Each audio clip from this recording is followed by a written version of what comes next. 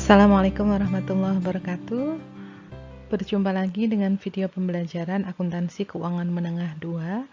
Pada video kali ini kita akan membahas mengenai akuntansi untuk ekuitas pada bagian 2.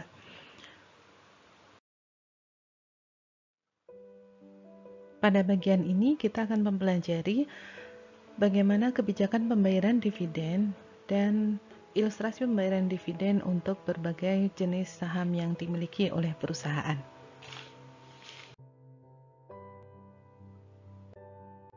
Pertama, kita akan membahas mengenai kebijakan dividen. Menentukan berapa jumlah yang tepat untuk pembayaran dividen kepada pemegang saham itu bukan keputusan manajemen keuangan yang mudah.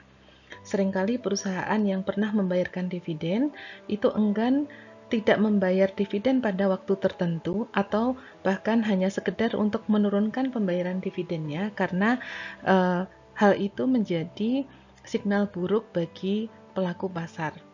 Mereka khawatir ketika tidak ada pembayaran dividen atau pembayaran dividennya itu berkurang dari tahun sebelumnya, mereka khawatir itu menimbulkan penurunan harga saham di pasar modal. Oleh karena itu, sangat sedikit perusahaan yang membayar dividen sama dengan jumlah saldo laba yang tersedia di perusahaan tersebut. Kenapa? Terdapat beberapa sebab mengenai hal ini. Yang pertama adalah perusahaan harus memenuhi kesepakatan dengan kreditor yang meminta perusahaan itu menahan laba dalam bentuk aset untuk melindungi kepentingan kreditor, supaya ketika kinerja keuangan perusahaan itu menurun, perusahaan tetap bisa membayar kewajiban kepada kreditor secara tepat waktu. Kemudian yang kedua adalah untuk memenuhi kebutuhan perusahaan sendiri. Beberapa negara mengatur perusahaan harus mempertahankan jumlah saldo laba atau jumlah retained earning sama dengan cost dari treasury shares, sehingga jumlah retained earning ketika dikurangi dengan pembayaran dividen minimal sama dengan cost dari treasury shares-nya. Kenapa demikian?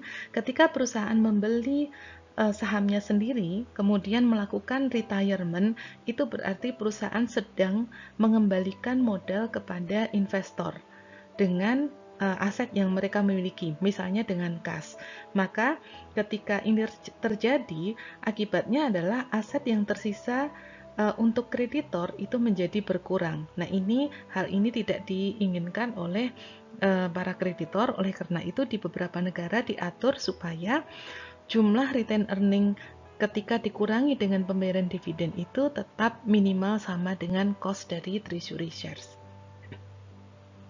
Kemudian yang ketiga adalah untuk mempertahankan jumlah aset, baik untuk membayar dividen di masa yang akan datang atau untuk pengembangan atau untuk memenuhi kebutuhan pengembangan atau ekspansi perusahaan. Kemudian yang keempat adalah untuk memperlancar pembayaran dividen dari tahun ke tahun, sehingga ketika perusahaan mengalami keuntungan yang besar, dia tidak akan membayar dividen dengan jumlah yang sangat besar, tetapi menahan jumlahnya itu di dalam retained earning untuk melakukan smooth out atau memperlancar pembayaran dividen, sehingga pembayaran dividen itu tidak nampak fluktuatif. Jumlahnya akan lebih landai. Ini lebih disukai oleh para investor. Kemudian yang kelima adalah untuk membangun cadangan bagi perusahaan itu ketika terjadi kerugian. Ketika terjadi kerugian, perusahaan menutup kerugian itu ke retained earning, sehingga saldo retained earning harus cukup untuk mengantisipasi bila perusahaan mengalami kerugian di masa yang akan datang.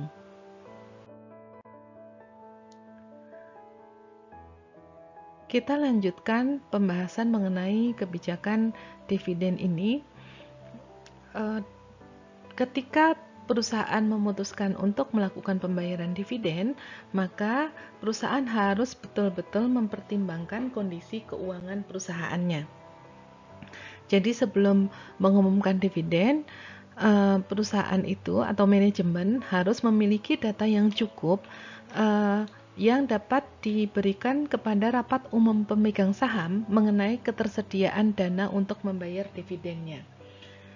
Misalnya suatu perusahaan itu memiliki total ekuitas sebesar 500.000, sebagaimana contoh di buku ya, silahkan dilihat di buku Gieso, dengan jumlah share capitalnya itu 400.000 dan saldo labanya atau retain earningnya 100.000. Nah, bentuk dari ekuitas ini seluruhnya dalam bentuk plan aset atau aset tetap. Maka ketika terjadi pembayaran cash dividend, perusahaan harus menjual aset tetapnya terlebih dahulu untuk membayar dividennya. Nah, hal semacam ini tidak boleh terjadi. Atau ketika perusahaan itu memiliki saldo misalnya utang jangka pendek, sehingga dalam jangka waktu pendek perusahaan harus tetap dapat memenuhi kewajibannya walaupun perusahaan itu melakukan pembayaran dividen. Jadi ketersediaan dana ini sangat mempengaruhi keputusan manajemen mengenai jumlah yang dapat dibayarkan kepada investor dalam bentuk cash dividend. Nah, perusahaan tidak boleh membayar dividen kecuali ketika kebutuhan keuangan atau posisi keuangannya itu aman baik untuk di masa sekarang atau di masa yang akan datang.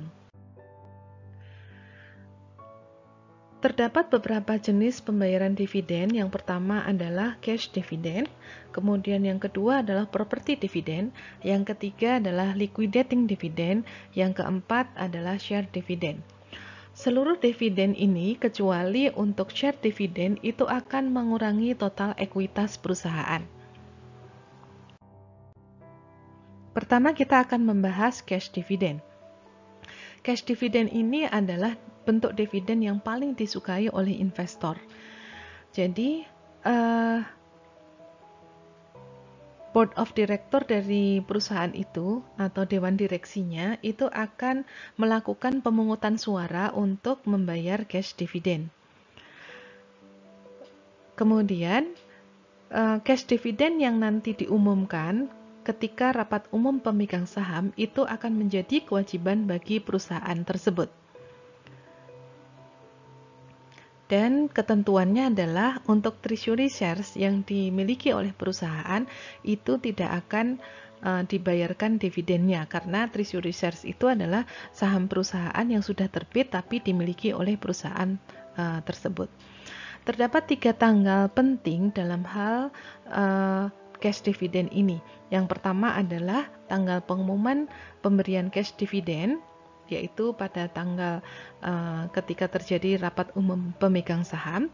Kemudian yang kedua adalah tanggal pencatatan. Nah, pada tanggal pencatatan ini perusahaan akan membuat daftar siapa pemegang saham yang punya hak untuk mendapatkan dividen. Kemudian yang ketiga adalah tanggal pembayaran. Antara tanggal pencatatan dan tanggal pembayaran atau tanggal pengumuman sampai dengan tanggal pembayaran ini tidak boleh memakan waktu yang panjang.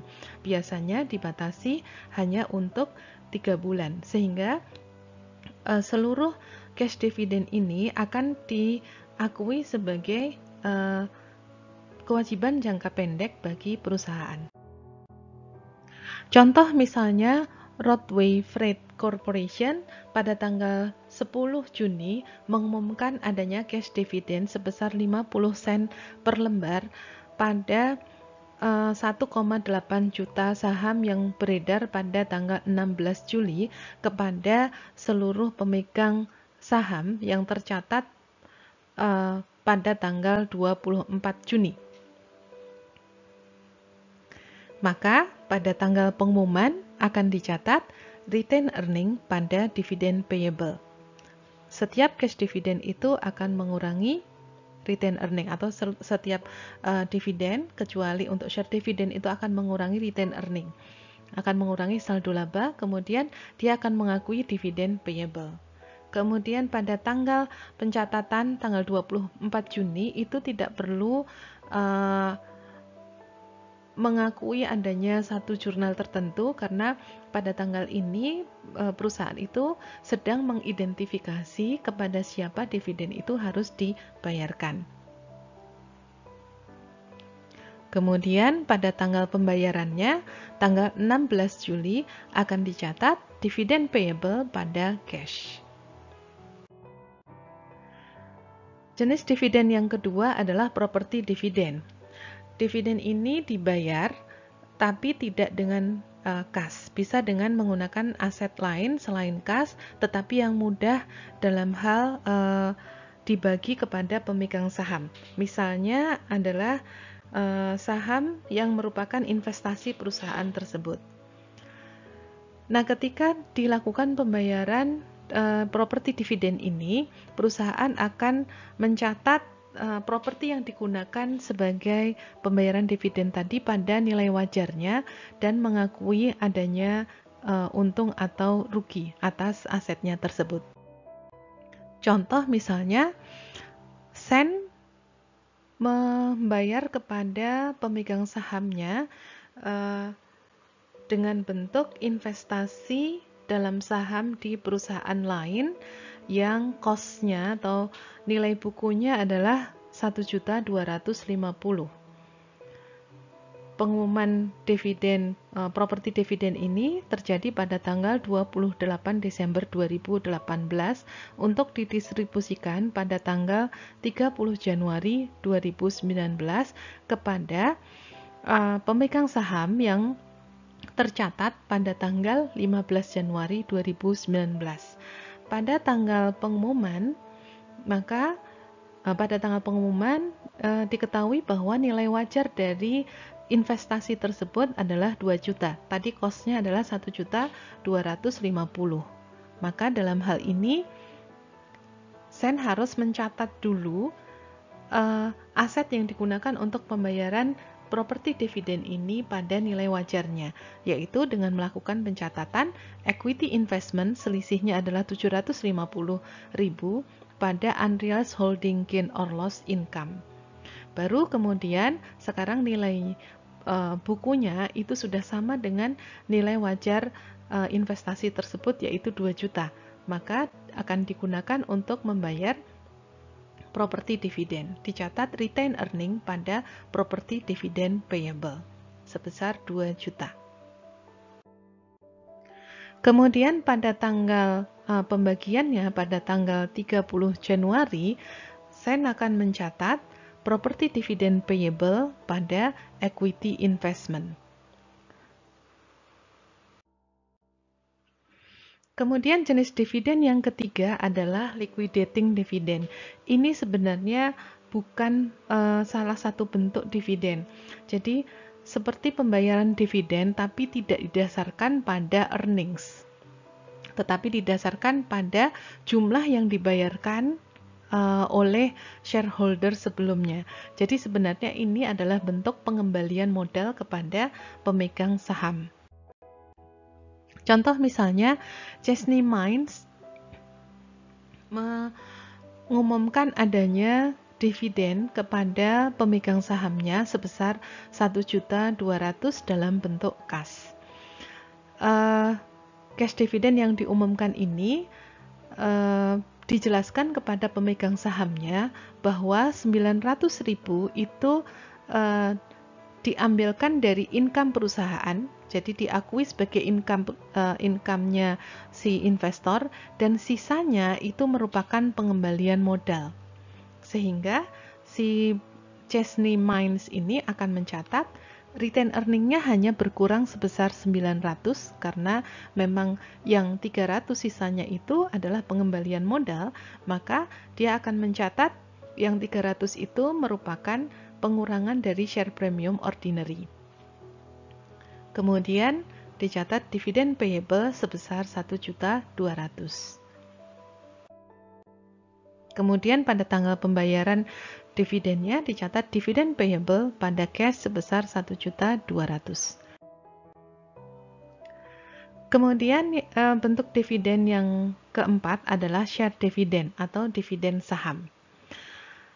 Dividen saham ini perusahaan akan menerbitkan saham baru kepada pemegang saham yang lama sejumlah proporsi tertentu secara prorata tanpa menerima imbalan dari investor. Jadi tanpa menerima pembayaran apapun dari investor.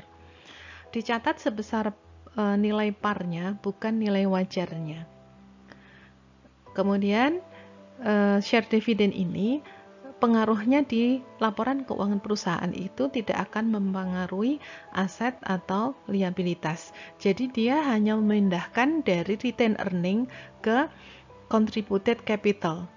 Kalau teman-teman masih ingat, kita pada bagian 1 sudah membahas mengenai komponen ekuitas. Komponen ekuitas itu sumber utamanya ada 2, yaitu yang pertama adalah kontribusi modal dari pemilik, dan yang kedua adalah earn capital atau modal yang dihasilkan dari laba perusahaan. Nah, ketika terjadi pembayaran dividen ini, sebenarnya perusahaan hanya memindahkan dari earn capital ke contributed capital. Jadi jurnalnya nanti hanya untuk merefleksikan adanya reklasifikasi dari komponen ekuitas tersebut.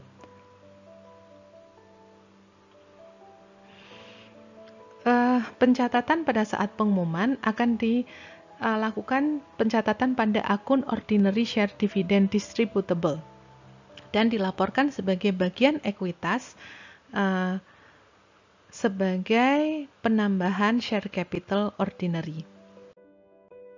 Sebagai contoh, misalnya Vine memiliki 1000 lembar saham yang beredar dengan nilai parnya 1 dan memiliki saldo retained earning sebesar 50.000.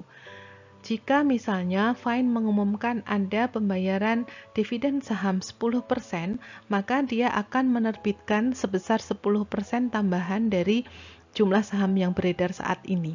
Jadi dia akan menerbitkan 100 lembar saham yang dibagikan kepada existing investor atau existing shareholder. Jika nilai wajar saham pada saat itu adalah 8, maka Vine akan mencatat retained earning pada ordinary share dividend distributable. Seperti yang saya sampaikan tadi, bahwa pengukuran untuk share dividend ini menggunakan nilai parnya. Mungkin di negara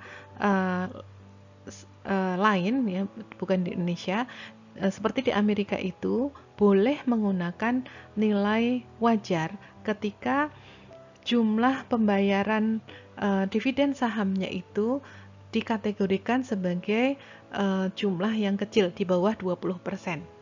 Ya, jadi mereka membolehkan melakukan penilaian itu berdasarkan nilai wajar.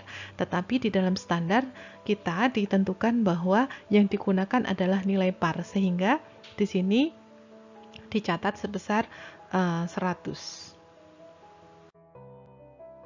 Kemudian pada tanggal pembagiannya akan dicatat ordinary share dividend distributable pada share capital ordinary. Jadi ini akan menambah legal capitalnya atau menambah nilai parnya sebesar 100.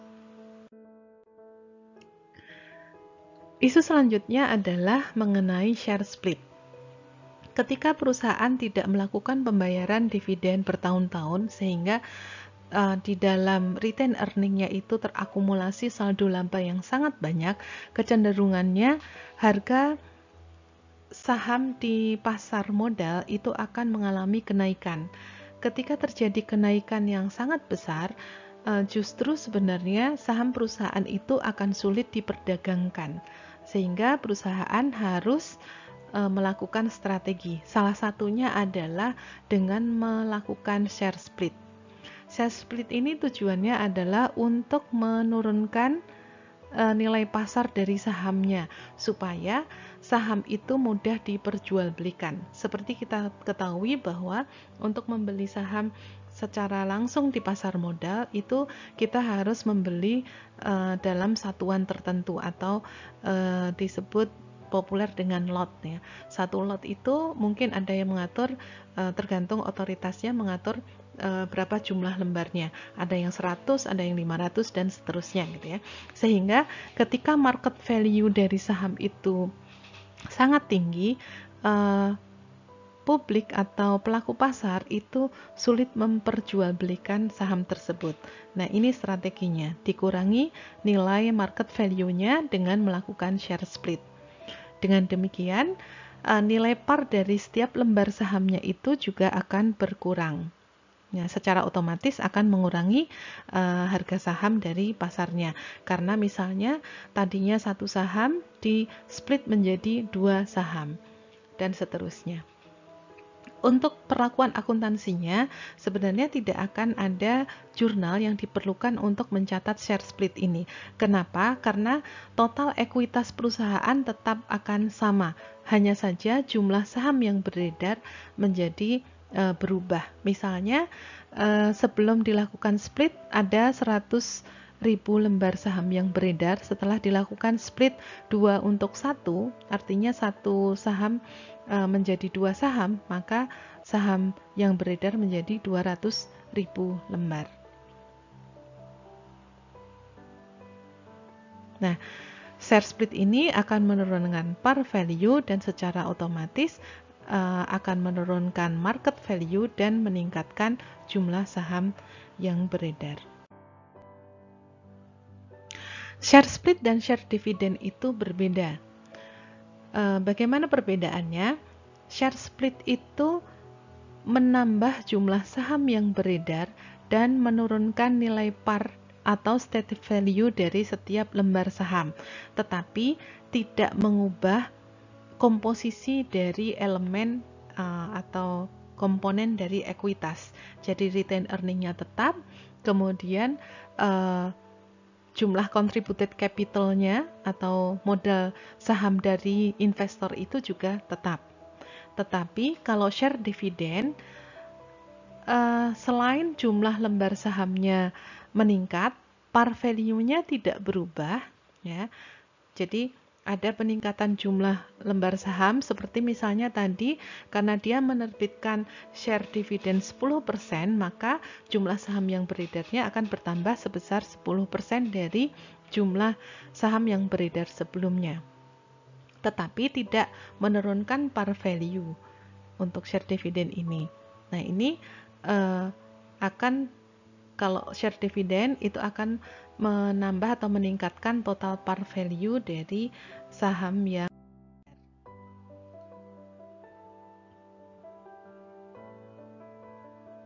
Nah, seperti ini penyajian komponen ekuitas di dalam laporan keuangan. Kita perhatikan di laporan keuangan biasanya jelas berapa jumlah saham yang diotorisasi, berapa jumlah saham yang beredar. Kemudian berapa nilai parnya, ini juga akan langsung disajikan di lembar muka laporan keuangan. Di sini disajikan juga informasi tadi, ordinary share dividend distributable, berarti perusahaan ini telah mengumumkan adanya share dividend sebelum tanggal 31 Desember, tetapi sampai dengan akhir tahun belum dibagikan. Kemudian share premium, kemudian retain earning, kemudian disajikan informasi mengenai treasury shares, dan yang terakhir adalah accumulated other comprehensive income atau comprehensive loss.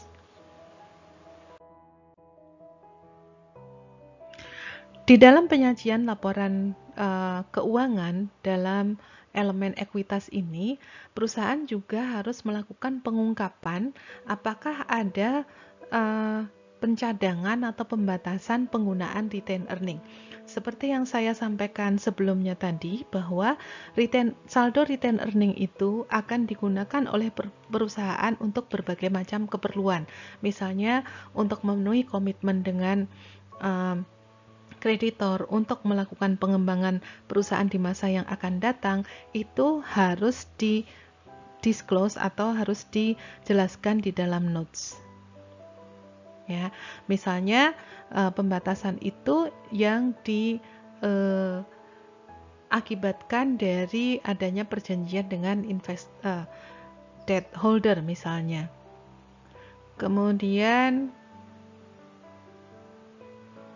notes-nya itu harus menyebutkan atau harus menjelaskan restriksinya itu asalnya itu dari mana, kemudian jumlah provisinya berapa, dan jumlah retained earning yang dibatasi penggunaannya dan tidak dibatasi penggunaannya itu harus dinyatakan secara jelas. Ini contoh mengenai penyajian di dalam Statement of Changes in Equity.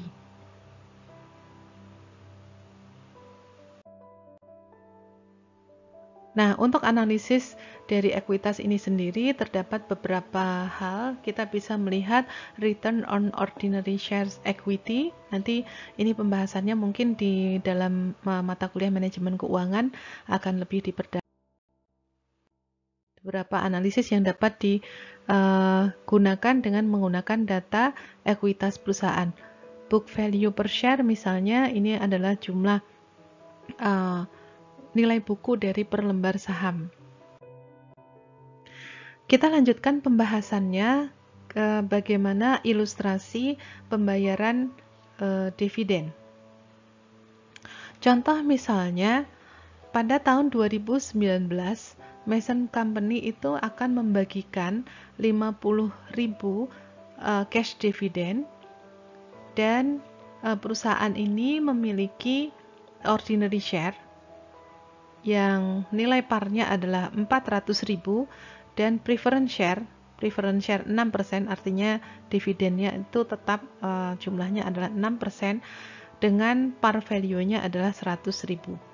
Kondisi yang pertama adalah jika preference share itu sifatnya atau fiturnya adalah non-kumulatif dan non-partisipasi, maka pembayaran dividennya adalah pertama, preference share memang diutamakan dalam hal pembayaran dividen, sehingga dialokasikan terlebih dahulu kepada preference shareholder. Dicatat, untuk preference berarti 6% dikalikan 100.000, ini 6.000 untuk preference.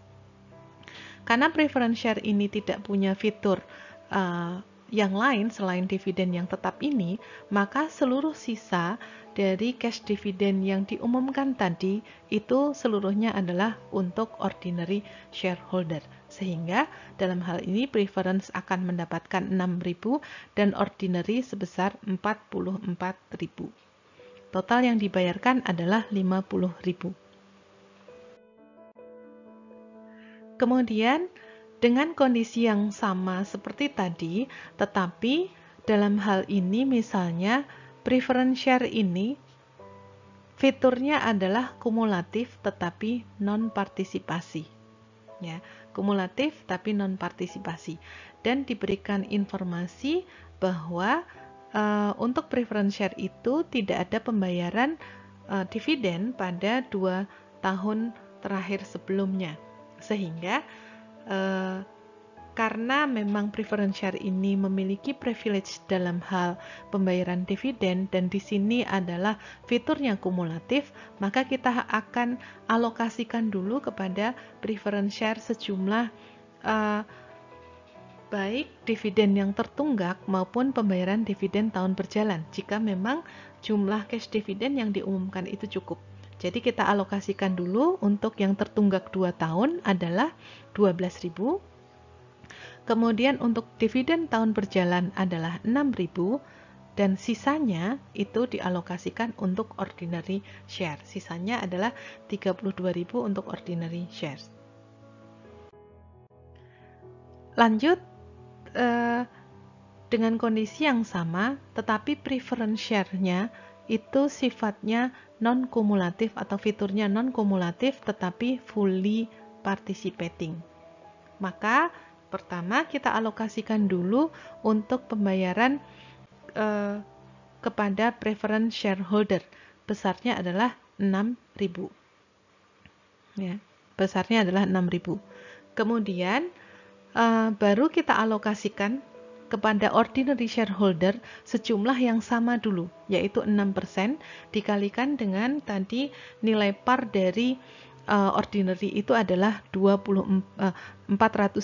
Jadi untuk ordinary akan dialokasikan terlebih dahulu sebesar 24.000.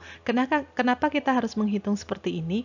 Karena preference share-nya itu sifatnya participating, sehingga sisa dari cash dividend yang dialokasikan itu akan dipartisipasikan kepada preference share atau akan dialokasikan kembali kepada preference dan ordinary dengan jumlah atau proporsi yang sama.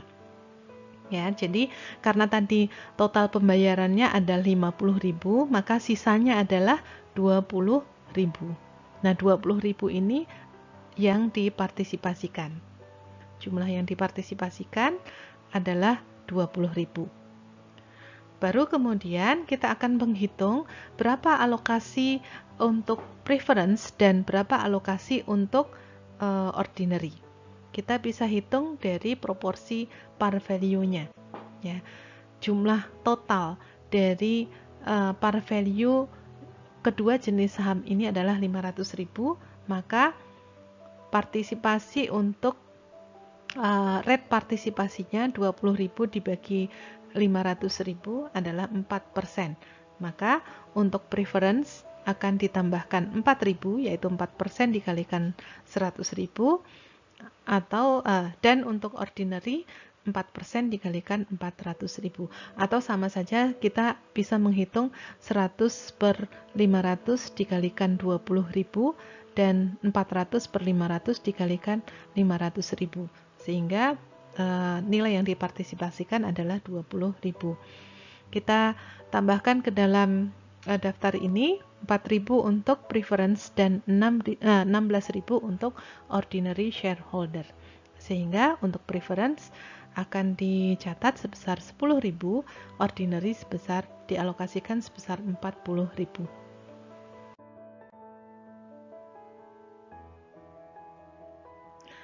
Kita lanjutkan ilustrasi yang keempat. Jika preference share-nya itu punya fitur kumulatif dan juga fully participating, maka penghitungannya adalah untuk preference share tetap didahulukan, yaitu untuk yang kumulatifnya dulu, yang tertunggak 2 tahun adalah 12.000, kemudian untuk pembayaran tahun berjalan adalah 6.000, kemudian untuk ordinary adalah 6% dikalikan 400.000 jadi 24.000, totalnya ini sudah 42.000. Berarti yang akan dialokasikan untuk partisipasinya adalah 8.000. Tingkat partisipasinya 1,6%. Sehingga 1,6% dikalikan 100.000 untuk preference dan 1,6% dikalikan 400.000 untuk ordinary, sehingga total untuk alokasi untuk preference adalah 19.600 dan untuk ordinary share sebesar 30.400.